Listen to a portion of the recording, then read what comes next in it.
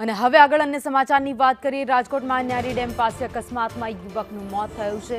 ઇજાગ્રસ્ત પરાગ ગોહિલનું સારવાર દરમિયાન મોત થયું છે। પરિવારે યુવકનો મૃતદેહ સ્વીકારવા ઇનકાર કરી દીધો છે। ન્યાય ન મળે ત્યાં સુધી મૃતદેહ નહીં સ્વીકારે। સમાજના આગેવાનો હોસ્પિટલ એકઠા થયા છે। મૃતદેહનું ફોરેન્સિક પોસ્ટમોર્ટમ પણ કરવામાં આવશે। તો મૃતકના પરિવારના અકસ્માત કરનાર સામે આક્ષેપ છે। અકસ્માત બાદ ડ્રાઈવર બદલી દેવામાં આવ્યો હતો તેવા પરિવારે આરોપ લગાવ્યા છે।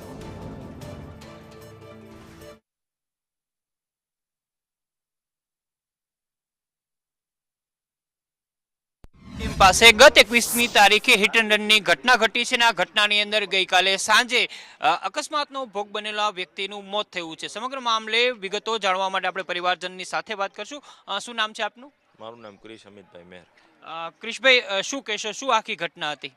ઘટનામાં એવું છે કે 21 તારીખે રોજ બપોરના 3:28 પરાગ ગોહિલનું એક્સિડન્ટ થયું હતું।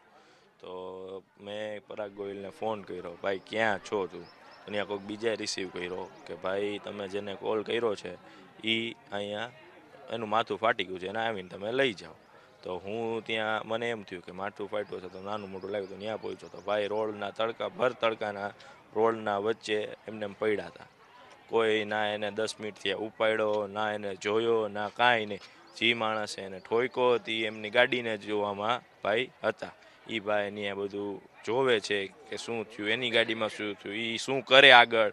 અને એ લોકોનો માઇન્ડ એટલો શાર્પ હતો કે એ લોકોએ એક્સિડન્ટ એને પરાગ ગોહિલને ઠોક્યો। ત્યાંથી આગળ ડ્રાઈવર સીટ ઉપર જીતો આગળ આવીને પાછો આવી ગયો। ચોખ્ખે ચોખ્ખું વિડીયોમાં દેખાય છે। કોણે અકસ્માત સર્જ્યો હતો? કેટલા લોકો આમાં સામેલ હતા? પોલીસની શું કાર્યવાહી છે? હવે તમારી માંગણી શું છે? એમાં 3 લોકો સામેલ હતા ગાડીમાં। 3 લોકોને અમે ઓળખતા પણ નથી। એમાં 3 લોકો સામેલ હતા અને આ જે કેસ જેમના હાથમાં હતો એસપી ચૌહાણ સાહેબ અને નિલેશભાઈ ચાવડા એમના હાથમાં કેસ હતો। જે લોકો કાંઈ કર્યું નથી, 9 દિવસ થઈ ગયા, એ લોકોએ કાંઈ કર્યું નથી। જે કર્યું છે એ અમે લોકોએ કર્યું છે। શું માંગણી છે તમારી? અમારી માંગણી એ છે એ લોકોને જે ધરપકડ કરી અને આને ન્યાય મળે અને જે એસપી ચૌહાણ સાહેબ છે એના ઉપર લીગલી થાય। આપણી સાથે પરિવારજન શું નામ છે આપનું? મારું નામ પારુલબેન વિજયભાઈ ચાવડા। પારુલબેન, શું માંગણી છે? હવે તો માંગણી એ છે કે જે પોલીસ છે એણે ખોટી એફઆઈઆર લખી અને બધું ખોટા અમારે માથે અત્યારે આક્ષેપ નાખે છે।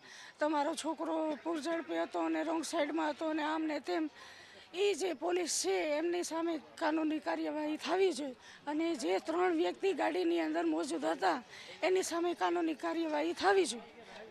પોલીસ આ કાર્યવાહી નહીં કરે તો શું માંગણી તમારી છે? નહીં તો અમે ડેડ બોડી અમે સ્વીકારશું જ નહીં। અમે અહીંયા જ બેસશું, અહીંયા જ બેસશું। 9 દિવસ માં બેઠા તો અહીંયા બેસશું। કોઈ રાજકીય નેતાના લોકો ઇન્વોલ્વ છે કે કેમ? નહીં, એવું તો હજી અમને કઈ ખ્યાલ નથી પડ્યો, પણ આ શું પૈસા છે ને, અમીર બાપની ઓલાદ છે ને એટલે હોય જ, આમાં બધું હોય જ। તમે શું કહેશો? અમારી માંગ એ જ છે કે એ 3 જણા હાજર થઈ જાય। આ પોલીસવાળા 2 છે એ સસ્પેન્ડ થાય અને જ્યાં લગન અમને ન્યાય ન મળે ત્યાં લગન અમે ડેડ બોડી સંભાળશું નહીં। બિલકુલ, તો જે પ્રકારે હિટ એન્ડ રનની ઘટના ઘટી છે ને આ ઘટનાની અંદર ગઈકાલે એ યુવકનું મોત થયું હતું। હવે પરિવારજનોની માંગણી છે કે જે જવાબદારો છે તેમની સામે કાર્યવાહી નહીં થાય, જેમની ધરપકડ નહીં થાય ત્યાં સુધી આ લોકો અહીંયા મૃતદેહનો સ્વીકાર નહીં કરે અને આ માંગણી ઉપર તેઓ છેલ્લે સુધી અડગ રહેવાના છે એવું તેમને સંદેશ ન્યૂઝ સાથેની વાતચીતમાં કહ્યું છે। કેમેરામેન વિપુલ બોરીચા સાથે મયુર સોની, સંદેશ ન્યૂઝ, રાજકોટ।